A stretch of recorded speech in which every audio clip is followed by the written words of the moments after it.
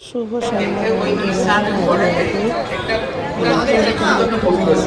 Sangeeta blog video অনেক ভালোবাসা, অনেক ওয়েলকাম।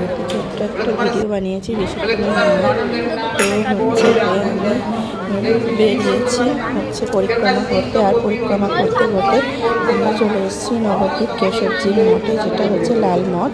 তো সেই মঠে আমরা চলে এসেছি। তো আমরা চলে এসে খুব সুন্দরভাবে ঘুরছি কারণ পরিক্রমা করে, আর গোপসঙ্গিকা পরিক্রমা করে ঘুরে ঘুরে বেড়াচ্ছি।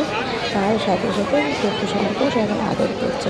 হ্যাঁ, থামবেলে যেটা দেখেছো সেটা দেখে কোনো কিছু তার সাথে কোনো মিল নেই, কারণ হ্যাঁ মিল আছে একটু, কারণ থামবেলে যেটা দেখেছো সেটা একদমই সত্যি কথা। তো পুলিশকে সত্যি আমাদেরকে ধরেছিল না, বকাবকি করছিল না কোনো দিনই না। ওখানে নিষিদ্ধ ছিল যে ফটো তোলাও যাবে না, ভিডিও করাও যাবে না, কিন্তু তবুও আমাকে পুলিশগুলো কিছুই বলেনি, কারণ ওরা ওখানে ডিউটিতে ছিল সবাই। আর যে হেড ছিলেন পুলিশের, সেও খুব খুশি ছিলেন, আনন্দ করছিলেন আমাদের গোপুসোনাকে দেখে। আর আমাদের যে লাড্ডু সোনা, আমার বোনের ছেলে, ওকে তো লাড্ডু বলে ডাকি আমি, তো ওই লাড্ডুকে নিয়ে ওরা সবাই মিলে খুব আদর করছিল, পুলিশগুলো নিয়ে সবাই। কিন্তু এতটাই ভালো লেগেছে ওকে নিয়ে, ওকে নিয়ে চটকাচটকি করছিলাম। সেই সময় আমরা এখানে এসেছিলাম, আমাদেরকে প্রথমে ঢুকতে দিচ্ছিল না, বলছিল যে উপরে যাওয়া হবে, ভিতরে যেখানে রান্নার প্রবেশদ্বার সেখানটাতে আমাদের যেতে দিচ্ছিলাম। তাই আমরা চলে গেছিলাম এখান থেকে ঘুরে গিয়ে। আমরা অনেক রিকোয়েস্ট করলাম, তো তখন আমাদেরকে যেতে দেয়নি। তো আমাদের বললো যে মাতাজি আপনারা একটু মন্দির ঘুরুন, আর মন্দির ঘোরার পরে আপনারা আসুন। আর এদিকে লাড্ডু কিন্তু খুব শুনছে কথা কী বলছে। তো তখন বললাম চলো উপরে যাই, মন্দিরটা একটু দেখে আসি, তারপরে আমরা যেখানে রান্না টান্না হয় সেই ঘরগুলো ঘুরে ঘুরে দেখব। তো আমরা এখন মন্দিরের দিকে রওনা দিচ্ছি। যেহেতু উপরে মন্দির, সেহেতু সিঁড়ি দিয়ে আমরা উপরে চলে যাচ্ছি। তো আমরা এখন জুতোটা ওখানে রাখবো, রেখে আমরা মন্দিরের উপরে চলে যাচ্ছি। তো মন্দিরে যেতে যেতে গোপসোনাকে আমার বাড়ির গোপালে কাড়াকাড়ি করে ধরেছে, সে কী বলবো। সবাই জিজ্ঞাসা করছে যে মাতাজি গোপালকে এখান থেকে কিনলেন, কত টাকা নিল, কোনো কিছু বিস্তারিত জানছিল। তারপর ভগবানকে সবাই দেখছি প্রসাদ বাতাসা এসছে, বিভিন্ন ধরনের প্রসাদ দিচ্ছিলেন ভগবানকে। তো সেগুলোই কিন্তু তখন ভোগ লাগাচ্ছিল, যেহেতু তখন পরে চরণ ঠেকিয়ে ভক্তসাধক আমাদেরকে দিচ্ছিল। ওটা নিয়ে সবাই, আর আমি তো সামনে দাঁড়িয়ে পড়লাম। রাধে রাধে ভাই, তো গোপসোনাকে দেখে যে কি সবাই আসছে, ওকে করে নিচ্ছে, আদর করছে, কিন্তু লাড্ডু কেনার জন্য অনেক টাকা দিয়েছিল। তো অনেক টাকা পাওয়ার পরে সেই টাকাটাকে আমাদের কী করেছি সেটা ধরে নেক্সট ভিডিওতে আমি দেখাবো, কারণ আজকে তো সেইভাবে সব ভিডিওতে বলা যায় না। আজকে ভিডিওটা যদিও ছোটোই হয়েছে, বেশি বড় হয়নি। আমি খুব সুন্দরভাবে আনন্দ করি, আপনাদের কাছে এতটাই আনন্দ করেছি সেটা বলার মতো কত টাকা নিয়েছেন? খুশি আমার বাড়ির গোপাল, তার থেকে দ্বিগুণ খুশি হয়, কারণ আমাদের মনে আমরা সব জায়গাতেই বেড়াতে চাই।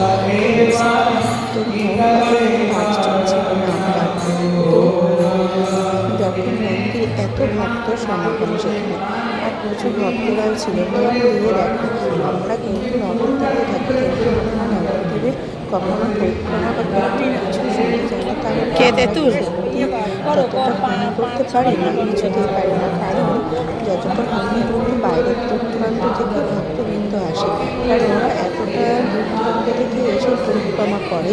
আর পরিক্রমা করে ওরা কিন্তু খুবই নিজের, আর এত ভক্তি কথা শুনে ওরা বসে যে নাম কীর্তন হচ্ছিল, মহাভারত পাঠ হচ্ছে, সেসব শুনে যাচ্ছিল। আর এদিকে দেখি আমি এখানে দাঁড়িয়ে আছি, আর মা বোন চলে গেল বাইরে। কেউ বলছিল বেরিয়ে আসতে, আমি তো যাই, এত কাড়াকাড়ি করছে, কিনতেই দিচ্ছে না। তো আমি তখন খুব আদর ছিল, তখন আর আমি ভিডিওটা করতে পারিনি। সব ভক্তরা খুব আদর করলো, ভালোবাসছিল। তো অনেক ভক্তদের অনেকের বাড়িতেই গোপসোনা যে ছোটো বড়ো সব রকমই থাকে। তো সেই আমাদেরকে নিয়ে ভালোবাসে ছিল সবাই, যেহেতু গোপসোনা ছোটো বাচ্চা, তো তাই সবাই সন্তান ভালোবাসে। আর সবাই কিন্তু আমরা যেহেতু কাছে থাকি